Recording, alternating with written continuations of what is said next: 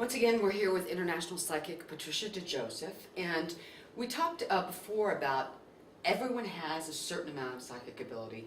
How can we develop it more within ourselves? Is there a way to do that? There are many, many ways, and I think just like most things in life, each of us should find our own unique tools to be able to really develop it. I started out by reading cards, and first I would take a deck and just see if I could pick up whether they were black or red, and then what the individual numbers were. You can do it in finding, perhaps asking someone a question and then trying to see what you think their response will be before they actually come to it. And I think what's really important for all of us that I use for myself, even though they say practice makes perfect, and I've been doing this almost 40 years, but at the same time, every morning I ask God to channel what I need to know. And before I start each individual reading, again, I ask for God's guidance to give me the right words. So when we're having a problem we want to solve, or we're thinking of what direction should I take, it's simply a matter of going within, a few deep breaths so we relax ourselves, so we're not cluttered by all the outside stuff, and just see what comes to us. And wouldn't you say that everyone talks about, well, I had a gut feeling. I had a gut feeling about X, Y, and Z. And I know in my personal life, it's the times that I have not listened to that or followed that that's usually got me in trouble. And is that, when that someone says is that, intuition. yeah.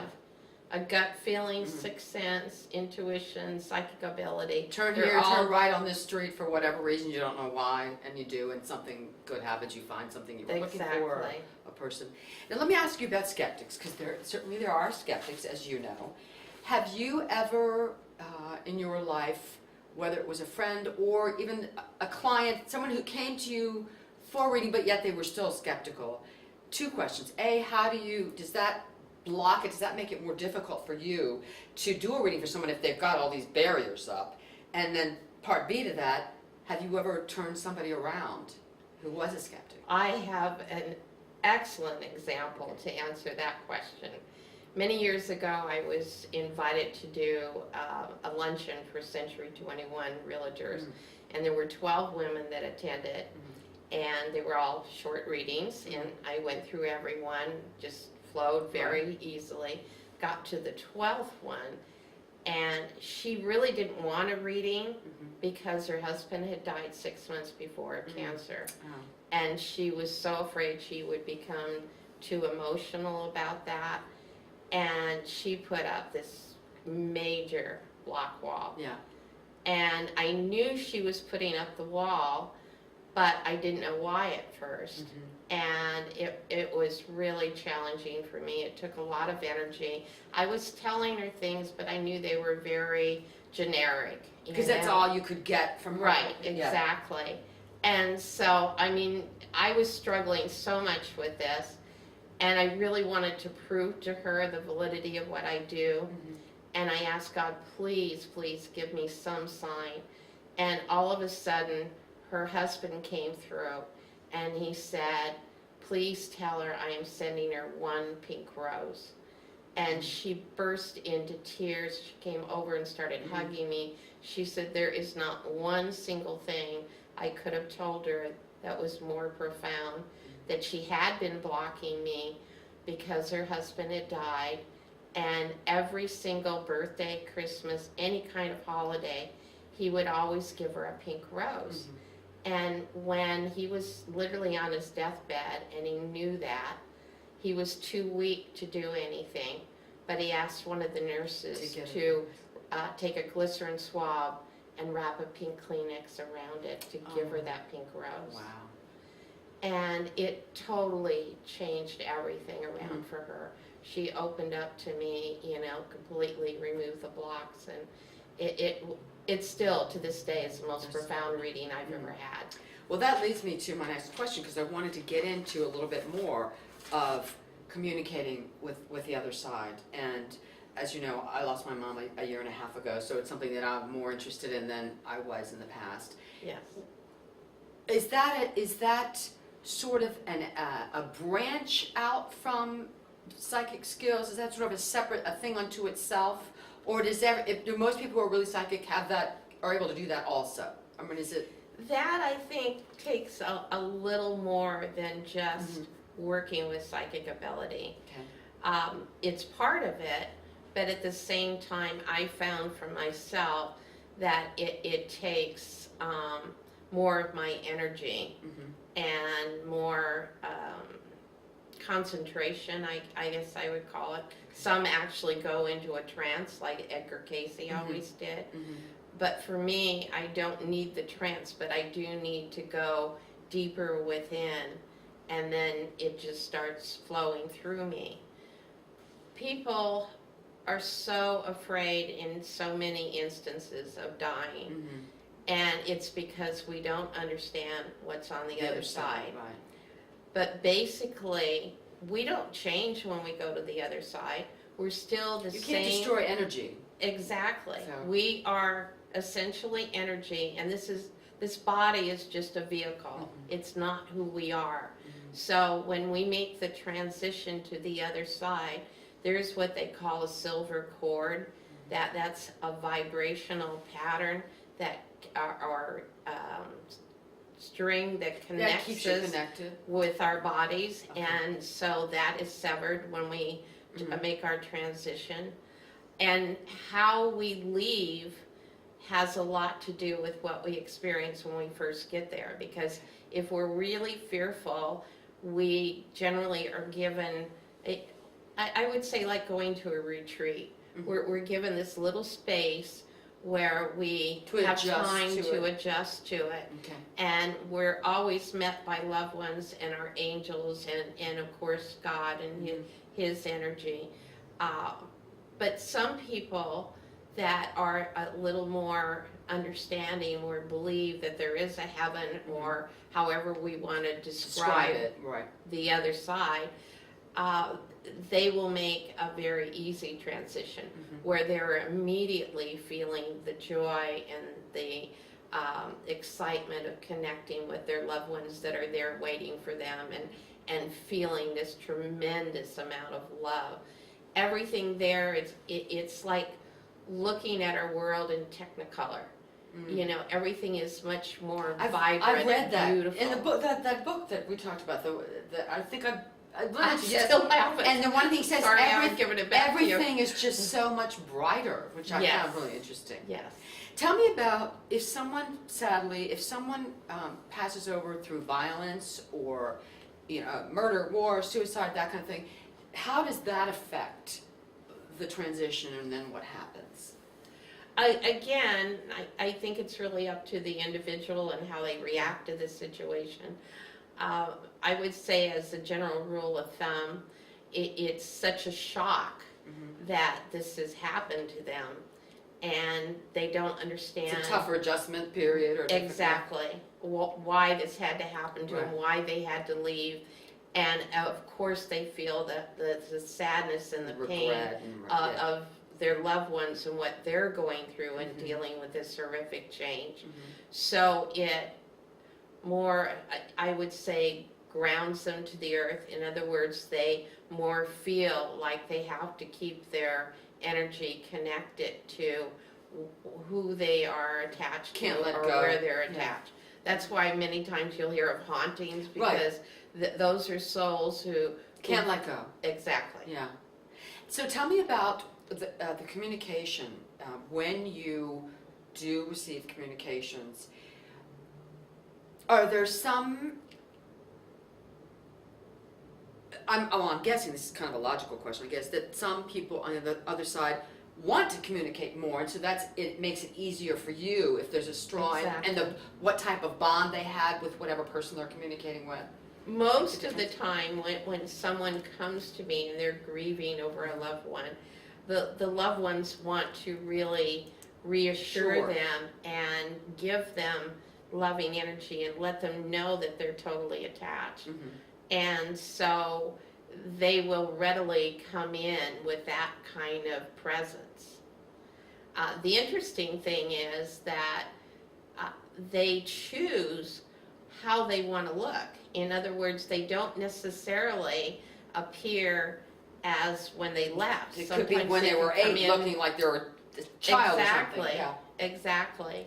And I think probably the best scenario that I can really describe to anyone about the experience is with all that I've encountered with my own husband. Mm-hmm. He literally died in my arms, and it was a very traumatic situation. Mm-hmm. We knew his death was coming because he was so ill, but the hospital sent him home, and he died less than 24 hours later. Wow. And there was a lot of anger on my part at first that did that. Mm-hmm. But then I realized his biggest wish was to spend time at home with his loved ones, mm-hmm. and he got that wish. Mm-hmm. But the interesting part is, as soon as he left from that first night, every night in the middle of the night for 3 solid months, he would set off one of my grandchildren's toys, and it would start playing during the night. Wow. Which totally freaked my daughter-in-law out. Yeah. And so the first toy she hid, and then he went on to another toy, and she took the batteries out of that one. And found another. And then he went on to a third toy. There wasn't a single night he missed, and it was usually somewhere around 2, 3 o'clock in the morning. And so what was your interpretation of that message? What was the message? It was to really let us know that he was okay, still had a sense of humor, really happy, and he wanted us to know he was still there with us. Wow. Now, the really interesting part of this was after that stopped, and we went about a month and a half mm-hmm. with nothing happening. Yeah. Then one day, all of a sudden, this same toy, which was Mattel, sounded like a race car. It had the start button and then the revving engines and so forth. And it just kept going, start, over and over, to the point it wouldn't even finish the word. That's how insistent it was. Yeah. And it really threw us because it was so, it got to be annoying, you know, and it wouldn't stop. You know, and we knew he was really trying to communicate, but at the same time, why the urgency? So what was that, do you think? What was that afternoon, this is really amazing because we wanted to get away from it for a little while, so we went to the movies. It was a day when my grandchildren were out of school. And when we got back to my car after the movies, in my back window, the passenger side, there were these large letters written on the window. Actually, they were cut into the glass, J.A. And I thought, why would somebody vandalize my car? It was a new car, and of course I was upset over it. Immediately getting home, I called my son to see if we could take it and have somebody, buff out the glass. Right. And so he came home from work. I had parked the car in the garage. When he got there and we went back in to look at it, they had disappeared. Wow. And that really, what did J.A. stand for? We found out 2 hours later.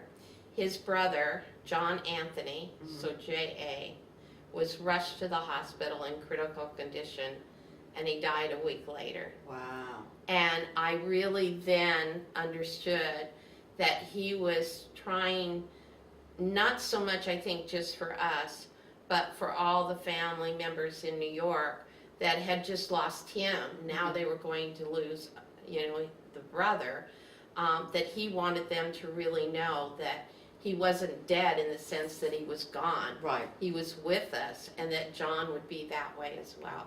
Do you ever have an experience where someone who's passed over to the other side, where there's still hostility and communicate something negative or hostile towards? Very, very much so. I had 3 women that came to me for past life regression. Mm-hmm. And through the first 2 sessions, with the first 2 women, everything went really, really well.